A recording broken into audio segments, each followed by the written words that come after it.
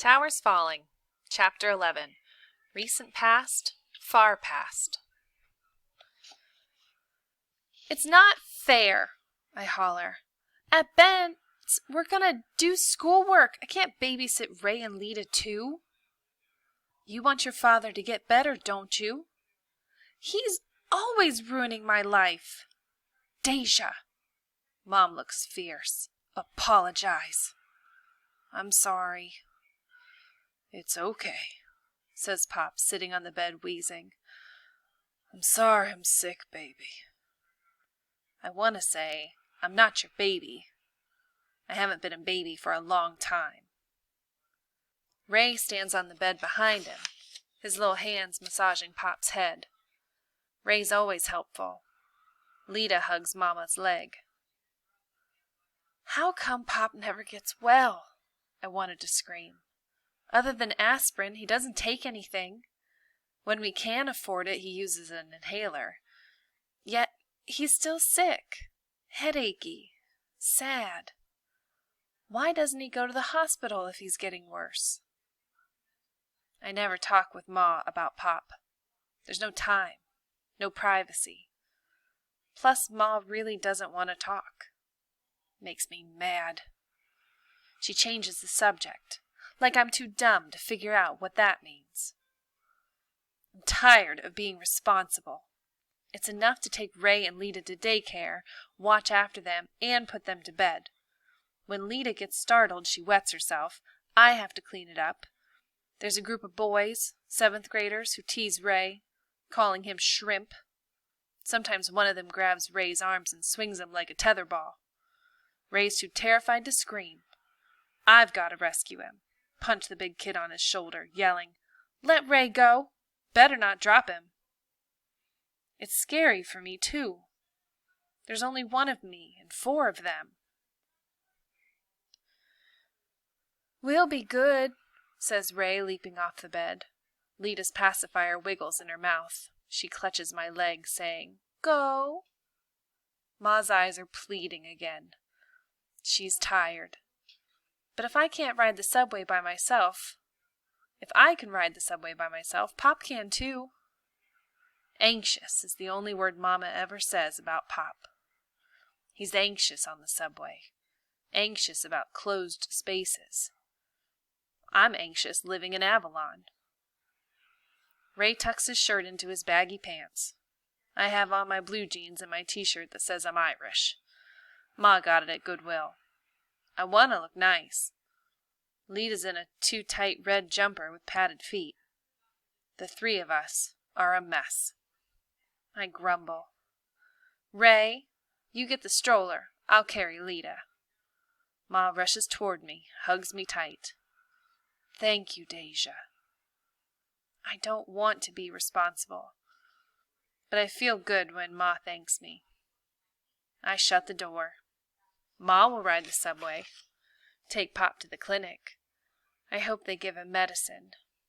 The yuckier, the better. Folks are yelling in the halls, fighting about money, or just grumbling to grumble. It's hard to be nice when you're crowded in small rooms. A man snoring is sleeping on the floor. A girl not much older than Lita is slurping juice from a baby cup. Where's her parents? Avalon is not pleasant. It stinks like soured food. Ray bangs the stroller down the metal stairs. I carry Lita. If she falls, it's always bad. We make it down the steps. I slide Lita off my hip. I stoop. "We're going to Ben's. Schoolwork. It's important. No matter what, be good. Don't bother anyone. Mind your manners." Lita plunks her butt into the stroller. Ray says, "I'll push." Whatever. I knock. Ben swings open the door like he's been standing behind it waiting for me. His eyes widen at Ray and Lita. "I know. It's terrible." "It's cool. Come on in." Ray rolls the stroller inside and Lita pushes herself out and down to the floor. "Carpet," I say, embarrassed.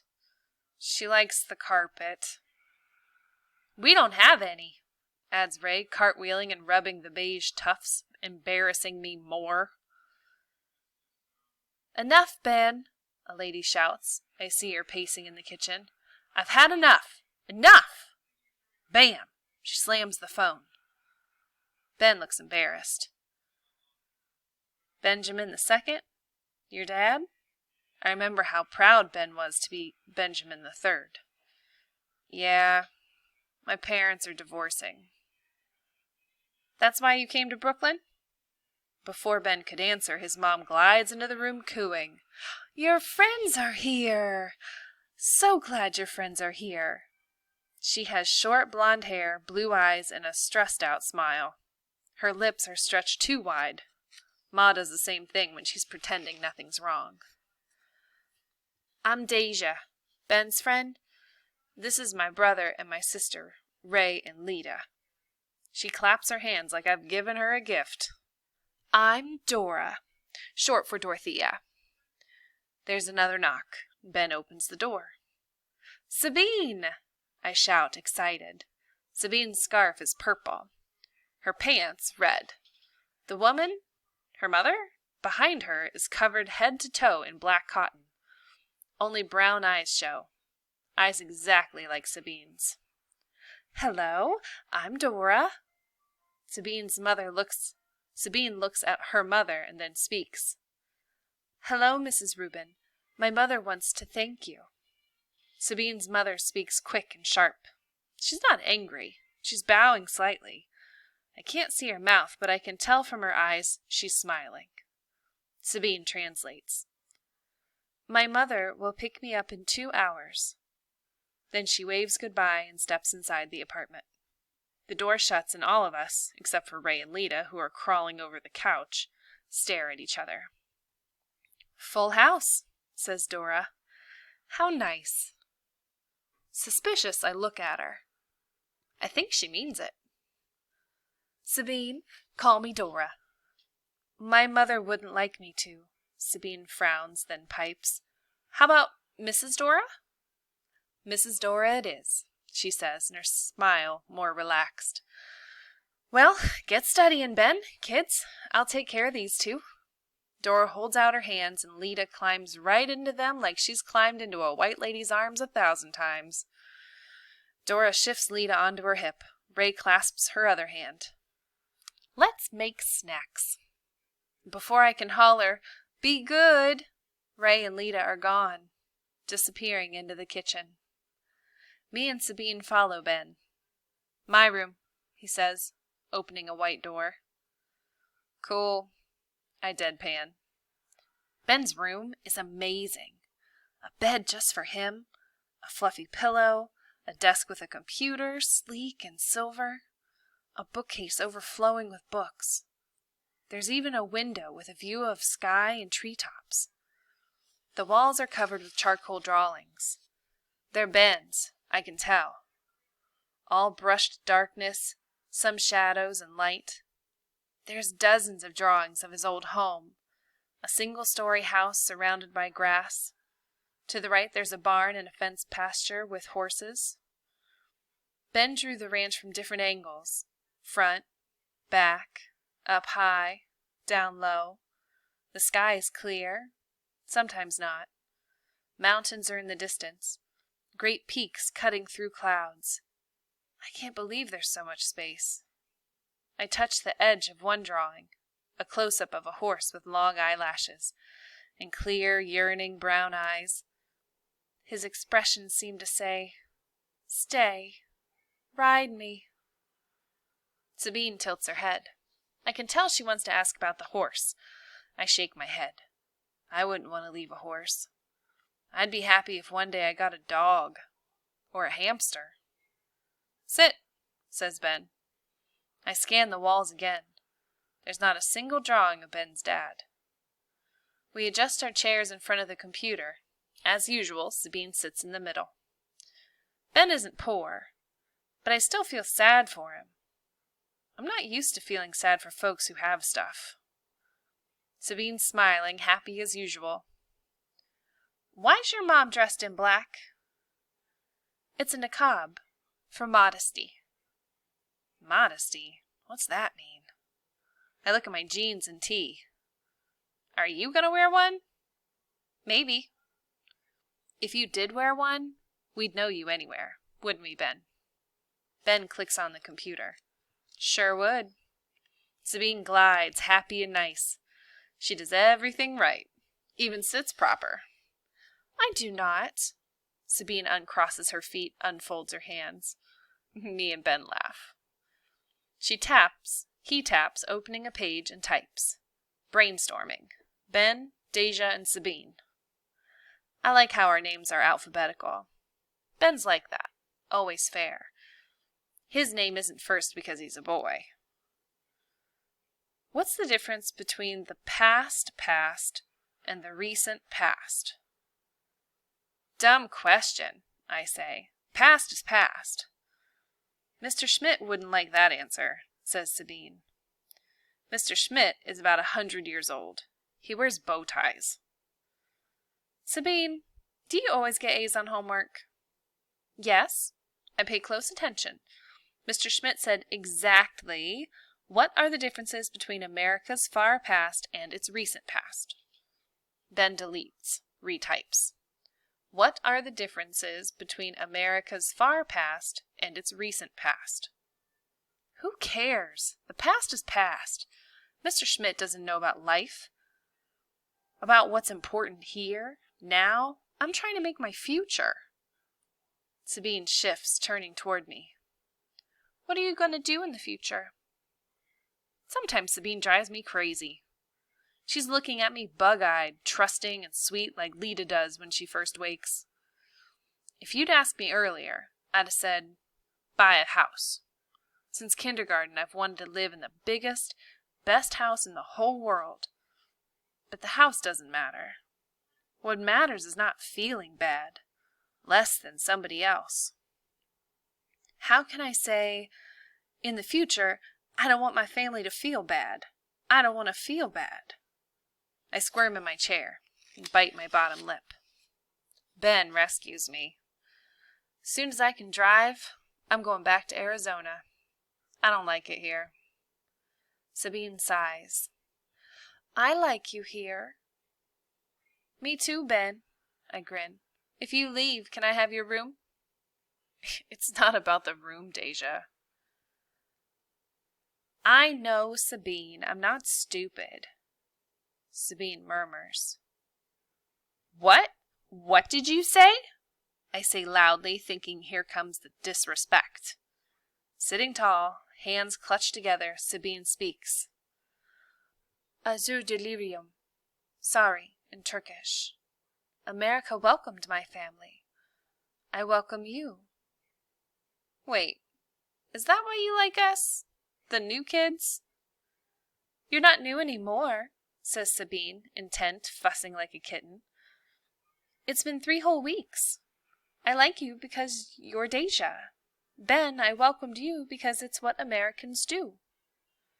Not always, says Ben, scowling. Some Arizonans didn't welcome Mexicans. They forgot. Forgot what? Sabine jumps up, grabbing Ben's water bottle, raising it high. Her face is all serious, and her cheeks are sucked in. What are you doing? Sabine stomps her foot. Ben and me don't get it. She poses again, her chin tilted up, her hand holding a stupid water bottle. Clue! Clue! Clue! Hollers Ben. I'm thrilled. We're playing charades. Give me your tired, your poor. Statue of Liberty, I blurt out. Ben grins. History taught you something, Deja. Yeah, well, my family's tired and poor, I say, hands on my hips. How can I forget? Ben laughs. Sabine tries to squash her giggles. I frown, then burst out laughing. Sassy Deja. I snap my fingers. You know it, Sabine. All 3 of us relax. No matter how sassy I am, Ben and Sabine don't mind. I don't feel less than with them. We're different, but friends, I say. Three Musketeers, says Ben. American Circle, says Sabine. Different, but still American. Like the school map. Americans immigrate. Come from everywhere. All I know is Brooklyn. Wish I could go everywhere, I say wistfully, looking at Ben's drawings. Arizona. Jamaica. Mom says we're having our New York adventure. I'd rather be in Arizona, says Ben sadly, rubbing his eyeglasses clean on his t-shirt. Divorce, I whisper to Sabine, but Ben still hears. Brainstorming, says Ben, pushing his glasses onto his nose. We've got to generate ideas. All three of us stare at the screen. A little black line blinks, waits. I shrug. Okay. There are differences between far past and recent past. That's what Mr. Schmidt wants us to say. So let's say it. He's the teacher. He's grading us. Ben deletes the title and retypes. Differences. America's far past and recent past. Specifics? Asked Ben. Oh, I know. Maybe like a timeline? Like the Revolutionary War, the Civil War, the Louisiana Purchase, and westward expansion. Civil Rights Movement. Brown versus Board of Education. Ben's brows arch. Playful, I slap his hands. I know stuff. Brooklyn Collective has good teachers. That's right, says Sabine. Her fingers trace the letters on the screen. But I think it's a trick question. Mrs. Garcia always says, think. Mr. Schmidt always says, challenge ideas, assumptions, we groan. Why can't we have a true-false question, I ask, or multiple choice? I like multiple choice, says Ben, his index finger tapping the desk. Sabine juts her head. She has amazing focus, like a superwoman with X-ray eyes. They're both so smart. But I'm smart, Pop said. I don't know why I'm thinking of him. Differences between Americans in history, ponders Ben. Technology, transportation, education, adds Sabine. More people are educated today. I want to contribute too, not be lame. In my mind, I see the overlapping circles on the whiteboard. Like magic, the shared spaces shimmer. Turn the question around, I say, inside out. What unites us? Instead of differences over time, what's similar? The same. Values? Says Ben. Give me your tired and your poor, squeals Sabine. Life, liberty, and the pursuit of happiness? The Bill of Rights, adds Ben. Voting rights. Women, not just men. Not just white men, I say. Religious and political freedom, my father says. That's why people come to America. My mom came for a better life. I think she meant more money. Only money got worse. This time no one laughs. Ben types. I peck with my fingers. He's typing fast, hands stretched, racing. American principles, freedom, democracy, and justice for all. Withstand the test of time. History changes. Relationship between Americans change. Like my family changed, Ben mutters, still typing. But America's ideals remain strong or adapt and get stronger. Who knew Ben could write so well? Ben just earned us an A, Sabine. Isn't that great? Not moving, Sabine stares at the words. It's like the screen has hypnotized her. I'm an American. Well, of course you are. On 9/11, my family doesn't leave the house much. Not unless we have to. What are you talking about? Why wouldn't your family leave the house? Eyes tearing, her shoulders shuddered like the wings of a baby bird. Deja, for someone so smart, you're really dumb, snaps Ben. Why are you mad at me? I'm shocked. Ben's usually nothing but nice. I want to go home, sniffs Sabine. It's okay. It's okay. Ben pats Sabine's shoulder and then yells, Mom! Mom! What did you two do? Fierce Dora rushes in to hug Sabine. Lita and Ray, standing in the doorway, are covered in chocolate. Not fair, I think. They get chocolate, we get tears. We didn't do anything, says Ben. Just homework about the towers. Ben and his mom look at each other. They're saying something without saying it. Another secret. I'm confused. Sabine wants to go home, says Ben. Dora glided her toward the door. It's all right, dear. Everything's all right, she coos. Shh, shh, we'll call your mom. Here. Ray offers Sabine his spoon with the chocolate goo. Sabine cries harder. Lita wails. Shrugging, Ray licks his spoon. Dora and Sabine leave. I want to leave too. Ray bounces like a pinball. Chocolate stains appear on the wall, the bedspread, the desk. Ray, stop it. We scooped the bowl clean. You need to wash your hands. Put down that spoon.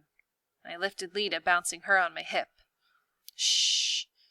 Shh. I say like Dora. Let's stay here until Sabine leaves. I trust Ben. He knows something. He sits on the edge of his bed and falls backward, like something inside stunned him. Like Ben was Pop, Ray climbs up onto the bed and massages his head. Ben doesn't seem to mind, even though he'll have to shower chocolate out of his hair and eyebrows. Lita on my lap. I sit before the computer. Lita bangs the keyboard, typing nonsense words. I'm feeling less again. Not smart. Just dumb. Like I'm missing a connection. Ben and Sabine know something I don't. Like they know about the cowboy in boots and underwear in Times Square. The doorbell rings. Ben and me don't get up and say goodbye. Just listen to murmurs. The two women are talking, one in English, another in Turkish. I hear Sabine say, "Thank you. I thank you. My mother thanks you." Ben's room feels too small. He stares at the ceiling. Lita's asleep in my arms. Ray's licked the spoon clean and he's tapping it on the windowsill. The tat-a-tat-tat is driving me crazy. Come on, Ray. Lita, time to go home. I lift Lita. Her head falls back as if she's dead. I'll take her, says Dora. Come on, Ray. She looks at me like she knows how disappointed I am. Like she knows kids get disappointed a lot. I'll make a bag of snacks to take home. I bristle. Charity. Ben must have told her how poor we are. Our brownies didn't bake, Ray said, pouting. Ma used to make brownies. Ray doesn't know. He's too little to remember. Thank you, I forced myself to say. Snacks are nice. Lita rubs her eyes and extends her arms. Dora hugs her and clasps Ray's hand. I'll get the stroller, I call as they head toward the kitchen. Ray skips and Lita yells, Snackies! I don't move. I feel overwhelmed, confused. Ray and Lita are happy. Sabine's gone. Me? I'm sad. Sitting up, Ben looks at me, dull-eyed, his face not so pleasant. You really don't know, do you? What? I asked, not hiding how miserable I feel. I didn't mean to make Sabine cry. What'd I do wrong? Wow. You really don't know. Ben slips into the chair, taps his keyboard, and a picture magically fills the screen. Two tall, gleaming silver and glass towers. 2 tall towers touching the clouds, reflecting the sunshine, shimmering rainbows and diamond-shaped light. Arizonians were far away from what happened. You're a New Yorker. I thought you'd know more. More what? Deja, don't you know what they're teaching us? Where our assignments are going? I don't speak. Frustrated, Ben sighs, double-clicks the mouse. Terrorists attacked the Twin Towers on 9/11.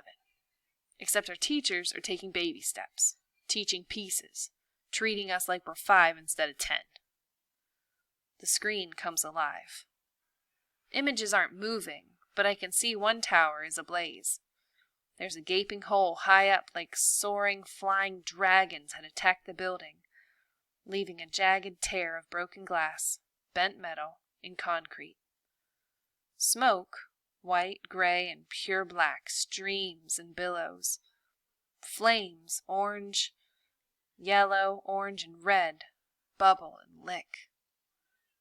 This isn't real, I think. Click to play, Ben says, shutting the bedroom door. I don't want to see it again. I'm not sure I want to see it either. I sit in Sabine's middle chair. I can tell it's a disaster. A horrible disaster. One tower's on fire. What happened to the other? Is this why Sabine cried? All I have to do is tap the spacebar for the video to come alive. I tap. Smoke grows, clouding the silver buildings and blue sky. Flames streak. It's horrible. There's no sound, but I know there must be people inside the towers hurt, screaming. How come I didn't know? Right across from Brooklyn, something left a gaping hole in the tower. I lean forward. No sound makes the moving images scarier. High up, not even where birds fly, there must be wind sounds. Inside the building, folks must be coughing and choking from smoke. Fire would be roaring and snapping and crackling. A plane, a huge jet, a silver bird is flying straight toward that second tower. I grip the bottom of the chair. No, no, no. Stop! I scream. Boom! Crash! Into the building, sliding, ripping a diagonal line through metal, concrete, and glass. The plane is inside the building, breaking apart, exploding, melting, burning furniture and people. No! I scream and I bang the keyboard. The video stops. I turn away from the screen and look out Ben's window. It's beautiful.